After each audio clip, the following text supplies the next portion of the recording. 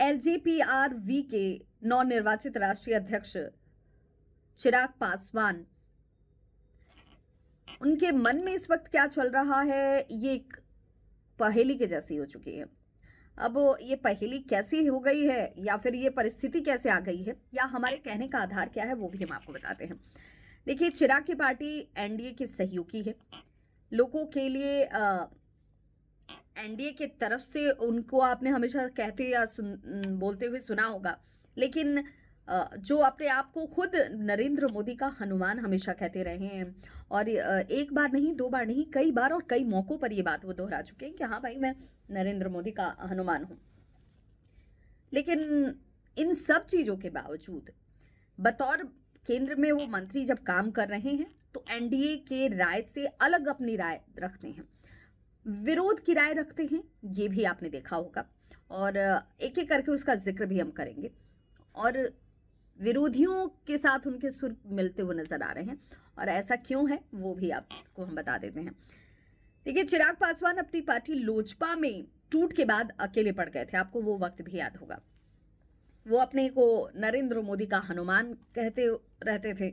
मोदी भी उन्हें काफी लाड़ दुलार के साथ रखते थे। आपने कई मौकों पर ऐसा देखा भी होगा, जब चिराग पासवान के कंधे पर नरेंद्र मोदी हाथ रखते हैं, उन्हें बड़े थपथपाते हुए जब वो शपथ लेने के लिए पहुंचे थे केंद्रीय मंत्री के तौर पर, तब भी बड़ी गर्मजोशी के साथ उनका जो एक दूसरे के साथ इंटरेक्शन होता है वो देखा होगा आपने। तो एनडीए में रहते हुए उनकी भूमिका विपक्ष की जैसी क्यों हो गई है, ये सवाल सबके मन में है। कई बार विपक्षी नेताओं के सुर में सुर वो क्यों मिलाते दिख रहे हैं, ये भी सवाल लोगों के मन में है। कांग्रेस के नेतृत्व में बने अगर इंडिया ब्लॉक की बात कर ली जाए तो जातीय जनगणना की जो इंडिया ब्लॉक मांग कर रहा है, उस जातीय जनगणना के साथ उनके पक्ष में बात कहते हुए चिराग पासवान नजर आ रहे हैं। तो आखिर ऐसा क्या हो गया है, क्यों हो गया? क्या इसके कोई और मायने हैं? इसके क्या अलग संकेत देखे जाए? कांग्रेस के नेतृत्व की तो बात हो गई, राहुल गांधी की भी बात कर लेते हैं। राहुल गांधी नरेंद्र मोदी पर कई मौकों पर तंज कसते हुए दिखे होंगे आपको। जातीय जनगणना रोकने की सोचना, उन्होंने कहा था कि महज एक दिवस स्वप्न के जैसा, ऐसा संभव तो हो ही नहीं सकता है, और उसका समर्थन किया था चिराग पासवान ने। जातिगत जनगणना का समर्थन और अकेले विधानसभा चुनाव की घोषणा करना, ये मोदी सरकार और भाजपा के खिलाफ उनका ताजा स्टैंड है। ये बहुत पहले की बात नहीं है, अभी की हाल की बात है। आरक्षण पर अब देख लीजिए जरा पहले क्या कुछ हुआ है। तो आरक्षण पर सरकार के स्टैंड के खिलाफ जाना, ये चिराग पासवान कर चुके हैं। विपक्ष के भारत बंद का समर्थन चिराग पासवान कर चुके हैं। लेटरल एंट्री पर भी विपक्ष के सुर में सुर वो मिला चुके हैं।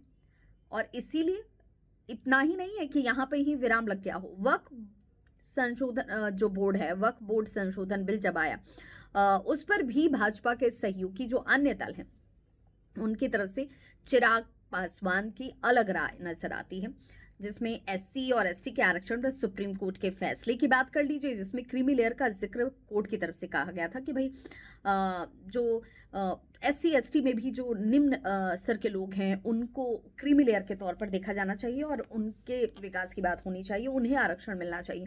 तो उस पर भी इन्होंने अपनी आपत्ति जाहिर की। उन्होंने कहा कि नहीं, ये एससी एसटी में इस तरह का क्रीमी लेयर जैसा कुछ नहीं होना चाहिए, सब उसमें डिवीजन की जरूरत ही नहीं है, ऐसा होना नहीं चाहिए।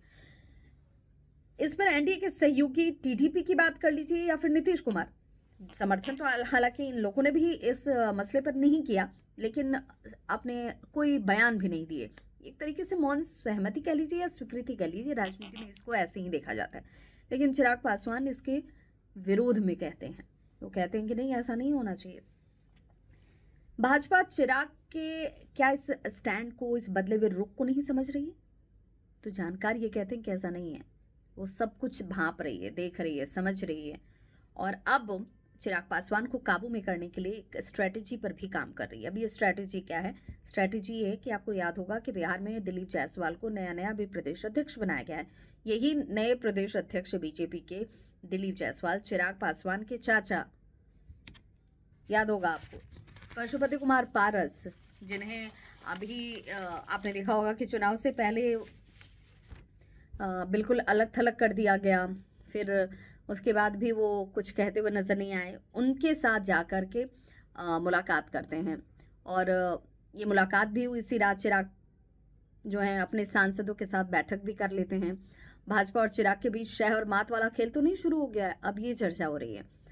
आशंका तो ये भी जाहिर की जा रही है कि जिस तरह पशुपति कुमार पारस ने 5 में से 4 जो उनके सांसद थे उसको अपने साथ ले लिया था और अकेले छोड़ दिया था चिराग पासवान को, वही वाली स्थिति एक बार फिर से तो नहीं दोहराई जाने वाली है। तो ये जो इंटरेस्टिंग आपको सियासी बदलाव जो हैं वो नज़र आ रहे होंगे। आगे जाकर क्या होता है, चिराग पासवान क्या नाखुश हो जाते हैं, क्या नरेंद्र मोदी के हनुमान किसी बात को लेकर नाखुश हैं, इस पर हमारी नज़र है। इस खबर पर आपकी क्या है राय, बताइएगा ज़रूर। मैं आपकी होस्ट और दोस्त विभा।